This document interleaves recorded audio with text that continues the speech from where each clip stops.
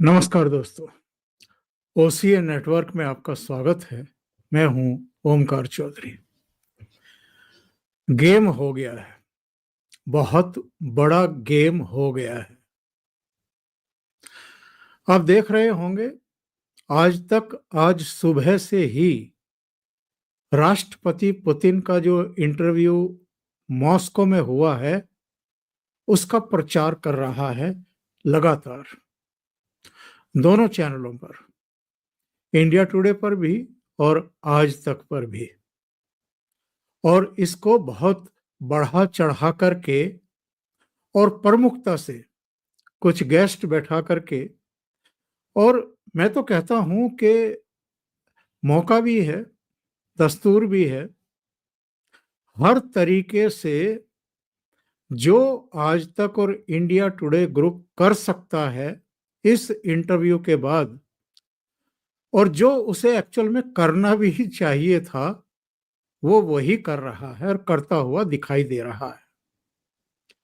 सुबह जब चैनल खोला, ट्यून किया, तो मैंने देखा कि अरुण पुरी, कली पुरी, ये सब मास्को में हैं।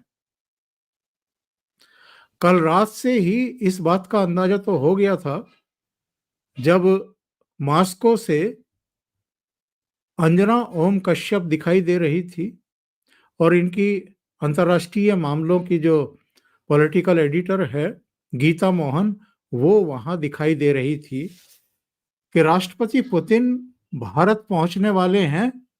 और ये इससे ठीक पहले मॉस्को कैसे पहुंच गई? आमतौर पर तो ये होता है कि जब हमारे प्रधानमंत्री किसी राष्ट्र की विजिट पर जा रहे होते हैं, तब किसी चैनल की टीम उस देश में जाती है और वहां से वो लाइव कमेंट्री वगैरह करती है। पर यहां तो उल्टा हो रहा था। राष्ट्रपति पुतिन नई दिल्ली पहुंचने वाले थे और उससे पहले अगर अंजना ओम कश्यप और गीता मोहन मॉस्को से लाइव कर रही थी, उनकी विजिट के बारे में बता रही थी, दोनों देशों के संबंधों के बारे में जानकारी दे रही थी, मोदी और पुतिन की केमिस्ट्री की बातें कर रही थी, और जो विजिट होने वाली है उसमें क्या क्या हो सकता है इसके बारे में बता रही थी, तो कहीं ना कहीं माथा तो ठनक रहा था, कुछ तो है। लेकिन दिमाग वहां तक नहीं पहुंच पा रहा था कि कोई धमाका करने वाला है इंडिया टुडे ग्रुप। और ये धमाका कैसे हुआ है? राष्ट्रपति पुतिन के साथ इंडिया विजिट से बस कुछ ही घंटे पहले गीता मोहन और अंजना ओम कश्यप ने करीब 100 मिनट का ये इंटरव्यू कैसे किया? कैसे किया से मतलब मैनेज कैसे किया? ये कैसे संभव है? क्योंकि कोई इनकी एक्सेस तो थी नहीं वहां पर क्रेमलिन में, या राष्ट्रपति पुतिन के ऑफिस में, या किसी भी तरह का कोई ऐसा भी नहीं है कि जिस तरीके से वॉशिंगटन डीसी से या न्यूयॉर्क से या यूरोपियन कंट्रीज से गीता मोहन फ्रिक्वेंटली विजिट करती हैं या वहां से रिपोर्ट भेजती हैं, उस तरह मास्को से कभी देखी गई हो, ऐसा भी नहीं है। बहुत कम मौकों पर देखा गया है। एक बात हमें समझनी पड़ेगी,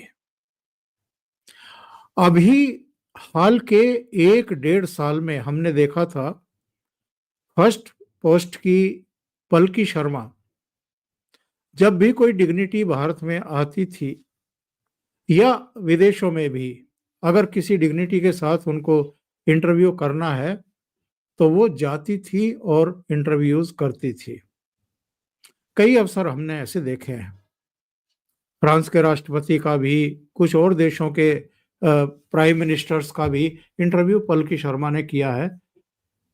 एक आध मौके पर हमने देखा है स्मिता प्रकाश को भी करते हुए। ये एजेंसियां या जो ऑनलाइन पोर्टल हैं, ये उनकी हेड हैं। लेकिन किसी को अंदाजा नहीं था कि इंडिया टुडे ग्रुप मॉस्को जाएगा और ग्रुप के हेड ऑनर अरुण पुरी और उनकी बेटी कलीपुरी भी इन लोगों के साथ होंगी और 100 मिनट का इंटरव्यू जो रात को 9 बजे प्रसारित करने की बात हो रही है वो हो जाएगा इस तरीके से। अब आप अंदाजा लगाइए कि ये इंटरव्यू कितना महत्वपूर्ण हो गया है। यूरोपियन कंट्रीज, यूक्रेन यूक्रेन के राष्ट्रपति, अमेरिका के राष्ट्रपति डोनाल्ड ट्रंप और पूरी दुनिया की निगाहें राष्ट्रपति पुतिन की भारत यात्रा पर भी लगी हुई हैं और अब इंडिया टुडे ग्रुप के इस इंटरव्यू पर भी होंगी कि पुतिन ने रूस यूक्रेन युद्ध के बारे में क्या कहा है, डोनाल्ड ट्रंप के बारे में क्या कहा है, प्रधानमंत्री नरेंद्र मोदी के बारे में क्या कहा है, और जो दूसरे मुद्दे हैं, जो टैरिफ लगाया था डोनाल्ड ट्रंप ने, उस पर वो क्या बोले हैं। और सबसे अहम बात यह कि इस इंटरव्यू के अलावा जो उनकी विजिट करीब 30 घंटे की नई दिल्ली की होने वाली है, जिसमें राष्ट्रपति भवन में भी और प्रधानमंत्री आवास में भी वो दिखाई देने वाले हैं, 2 अलग अलग भोज में, रात्रि भोज में, और इस बीच बहुत सारी मीटिंग्स हैं उनकी हैदराबाद हाउस में, बायलैटरल टॉक्स भी हैं, बहुत सारे समझौते भी होने हैं। तो उन समझौतों की शक्ल क्या होगी, इस पर भी सबकी निगाहें टिकी हुई हैं। पर सबसे बड़ा सवाल, इंडिया टुडे ग्रुप ने ये इंटरव्यू मैनेज कैसे किया? क्या ये संभव है कि फर्स्ट पोस्ट की एडिटर पलकी शर्मा किसी भी दूसरे देश के राष्ट्र प्रमुख से, प्रधानमंत्री से ऐसे ही टाई अप करके इंटरव्यू कर लें, या स्मिता प्रकाश कर लें, या इंडिया टुडे ग्रुप कर ले? इससे पहले तो नहीं हुआ, उनकी विजिट से पहले ही क्यों हुआ? इसका मतलब ये है कि इस इंटरव्यू को मैनेज करने में या कराने में हमारे विदेश मंत्रालय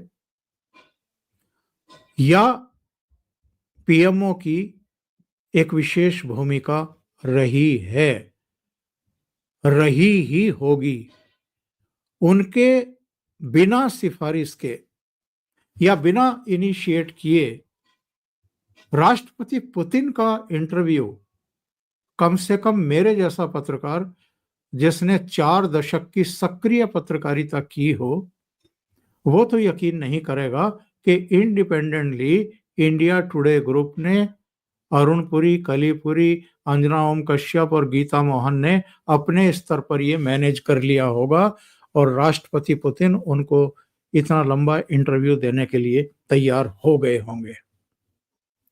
तो मैंने जो कहा है कि गेम हो गया और बहुत बड़ा गेम हो गया, ये गेम क्या है?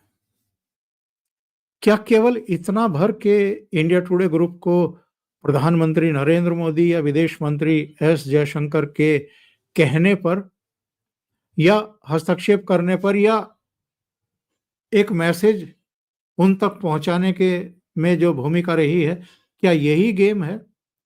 इसमें एक्चुअल में कई हिडन गेम हैं, बहुत बड़े संदेश भी हैं, और सबसे ज्यादा परेशानी अगर आज हो रही होगी इस इंटरव्यू से, तो वो 2 हैं, और वो दोनों एक दूसरे को पसंद नहीं करते हैं। एक है अर्णब गोस्वामी, जो कोई मौका नहीं चूकते हैं प्रधानमंत्री नरेंद्र मोदी की मक्खनबाजी करने में या उनकी सरकार की नीतियों को लेकर के जितना वो ढिंडोरा पीटते हैं या जितना वो बढ़ चढ़ करके उनकी प्रशंसा करते हैं, मेरे विचार से तमाम मीडिया हाउसेज में ऐसा कोई दूसरा नहीं है। अर्णब गोस्वामी को लग रहा होगा कि अगर सरकार के स्तर पर किसी को तरजीह दी जानी चाहिए थी तो शायद वो अर्णब गोस्वामी का नेटवर्क है, लेकिन ऐसा तो नहीं हुआ। इंडिया टुडे ग्रुप, जो आम तौर पर सोनिया गांधी के परिवार को प्रमोट करता रहा है, और राहुल गांधी के लिए लगभग साल में 1 या 2 संस्करण उनकी लीडरशिप को लेकर के, उनकी मैच्योरिटी को लेकर के तमाम वो निकालता रहा इंडिया टुडे ग्रुप। और उनका कंटेंट भी अगर आप देखें दोनों चैनलों के, तो कहीं भी आपको एक आध प्राइम टाइम शो छोड़ दीजिए, जब सुधीर चौधरी पेश करते थे या उनकी अनुगामी बन करके आजकल अंजना ओम कश्यप कोशिश कर रही हैं, उनमें छोड़ दें तो आम तौर पर कांग्रेस का क्रिटिसिज्म या सोनिया गांधी या राहुल गांधी या प्रियंका का क्रिटिसिज्म आपको आज तक में उस तरीके से देखने को नहीं मिलता है जैसा दूसरे मीडिया हाउसेस में देखने को मिलता है। तो एक गेम तो ये कि अगर पीएमओ के स्तर से ये मैनेज किया गया है, वहां से कुछ हस्तक्षेप हुआ है, सोर्स सिफारिशें हुई हैं, अगर कहा गया है और पुतिन तैयार हुए हैं, तो ये ऐसा क्यों किया गया? विदेश मंत्री के स्तर पर भी हुआ होगा तो बिना प्रधानमंत्री की सहमति के तो नहीं ही हुआ होगा। तो ये क्यों किया गया? ताकि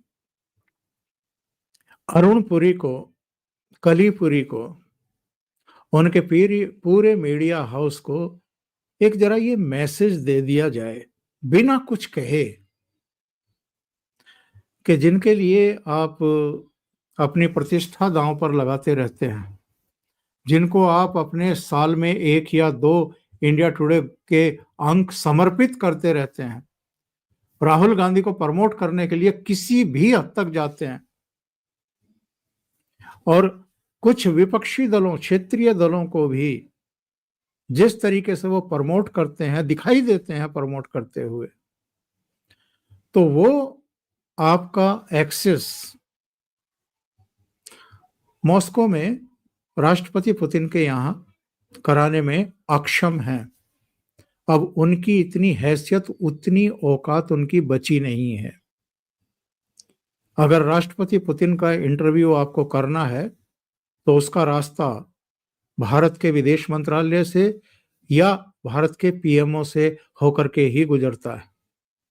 और ये एक और संदेश भी है इनको कि अभी तो आपने मॉस्को में राष्ट्रपति पुतिन का इंटरव्यू किया है, अगर पीएमओ चाहेंगे, अगर विदेश मंत्रालय चाहेगा, तो ये एक्सेस आपका व्हाइट हाउस का भी हो सकता है, डोनाल्ड ट्रंप का भी हो सकता है, और उन तमाम शख्सियतों का हो सकता है जिनको दुनिया सुनना चाहती है, जिनके इंटरव्यूज देखना चाहती है और अलग अलग जो मुद्दे हैं उन पर उनके विचार जानना चाहती है।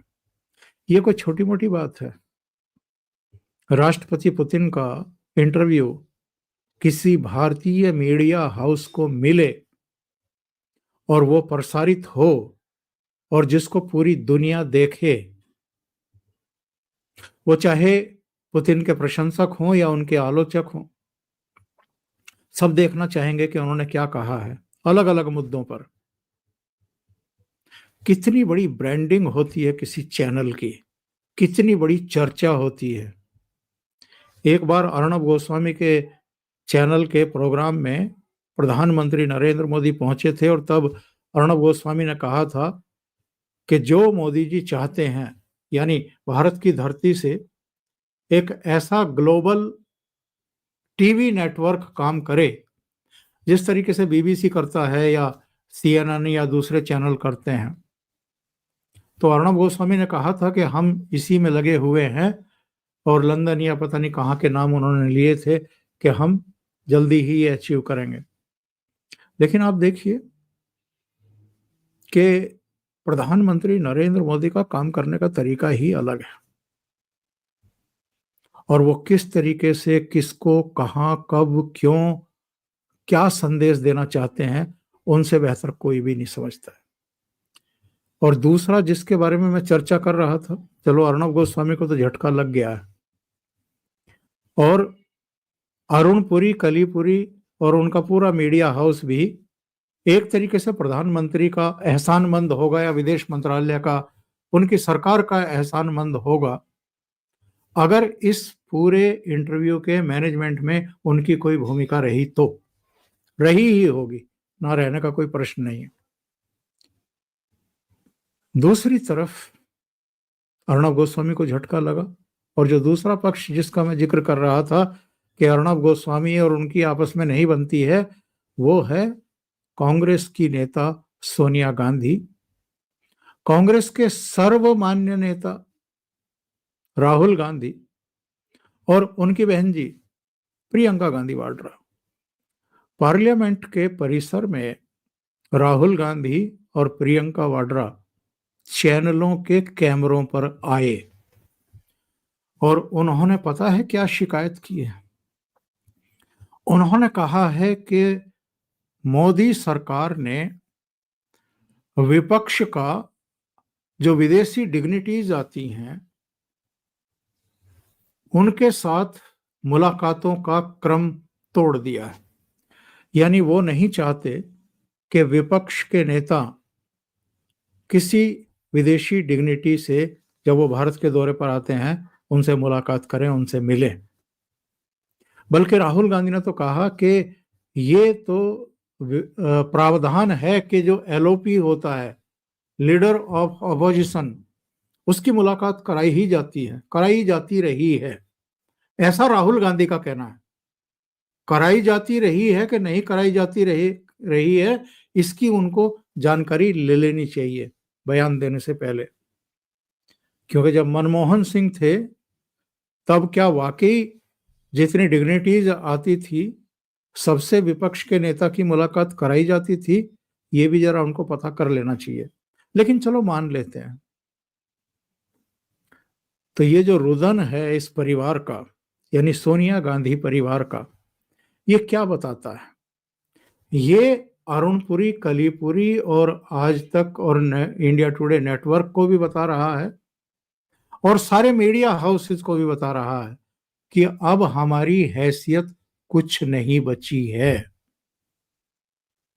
हम इस स्थिति में भी नहीं रह गए हैं, नहीं छोड़े हैं भारतीय मतदाताओं ने कि हमारी कोई इतनी बड़ी हैसियत रह गई हो कि प्रधानमंत्री या मौजूदा सरकार इस बात के लिए सोचने पर मजबूर हों कि भाई इनकी भी विदेशी डिग्निटी से मुलाकात कराई जाए।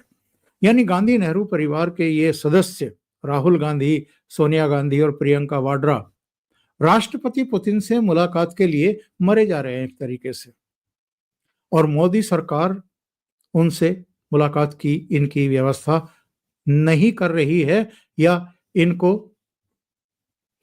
मिलने देने को लेकर के कतई उत्सुक नहीं है। और इसके लिए कोई और जिम्मेदार नहीं है, प्रधानमंत्री मोदी या उनकी सरकार या जो व्यवस्थाएं हैं, विदेश मंत्रालय है, वो जिम्मेदार नहीं है। पहली बात, क्या राष्ट्रपति पुतिन इनसे मिलना चाहते हैं? अगर वो नहीं मिलना चाहते हैं तो फिर क्या सरकार इनको जबरदस्ती मिलवाए?